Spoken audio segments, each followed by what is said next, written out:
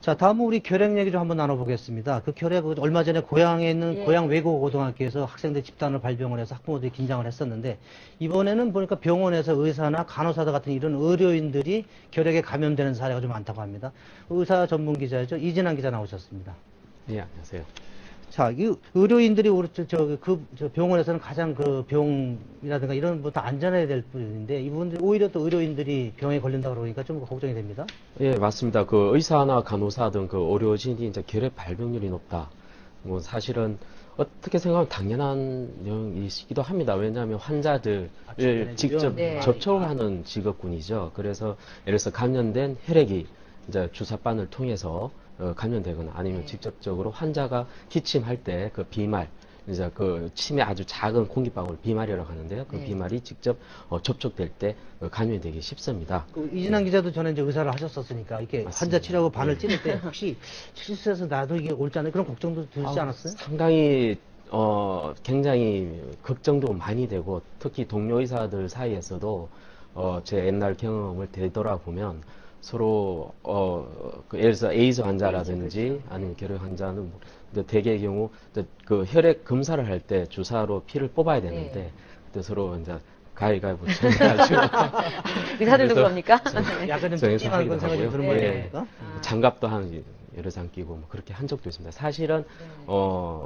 그거에 훨씬 더 이제 중요한 건 환자들을 위해서는 저희들이 그래도 온몸을 바쳐서 예, 하여튼 의사들이 했다는 그렇게 좀 뭐 그 생각을 합니다. 위험한 환경에서 뭐 어려운 일을 하는 건 뭐 알겠습니다. 사실 의사분들한테 좀 미안하긴 얘기긴 한데 의사들 감염률이 높다 이래도 저희 같은 이제 사람들 입장에서는 아 의사분들이 높구나. 그런데 문제는 아 그럼 그렇게 걸리는 의사들이 높으면 환자들도 다시 또 내가 병원에 갔을 때 그 의사한테 또 옮지 않을까 이런 네. 고민도 하거든요. 사실 그게 더 걱정이거든요. 맞습니다. 네. 사실 그게 제일 고민이지만 우리가 결핵을 잘 몰라서 그런 것 같습니다. 그 결핵 이제 일단 자기가 결핵 환자라고 일단 진단만 되면 네. 그 약 복용을 한과 동시에 한 2주 정도 지나면 대개 균이 사라집니다. 네. 우리 몸에 거의 사라지다시피 해서 간염에 전혀 문제가 되지 않습니다. 아무리 결핵균이 활동성 결핵이라고 진단받아도 일단 약을 복용하면 그만큼 안전한 거죠. 문제는 의사 자신 스스로가 내가 이제 결핵에 걸렸다는 것을 잘 모를 때에 중요해요. 왜냐하면 결핵이라는 것이 사실 겉으로 드러났을 때는 감기 아니면 주로 객담 이런 주로 그 기침이나 객담 정도의 감기 증세로 시작하기 때문에 네.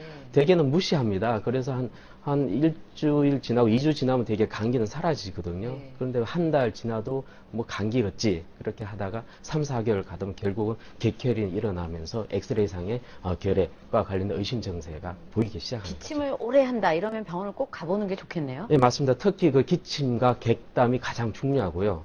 두 번째는 이제 세 번째는 흉통, 그다음에 발열이나 체중 감소도 같이 이루어집니다. 흉터라는 거 어떤 거죠? 가슴이 통증이 있는 걸 또 말씀해 주시죠. 예, 아무튼 그 의사분들이 뭐 저 늘상 그 아픈 분들 보고 저기 대하다 보니까 이제 정작 병에 대해서 무뎌질 수 있는 부분인데 아무튼 의사분들도 조심하셔야 되고 또 환자분들한테도 좀 전염이 되지 않도록 좀 각별한 좀 주의가 있었으면 좋겠습니다.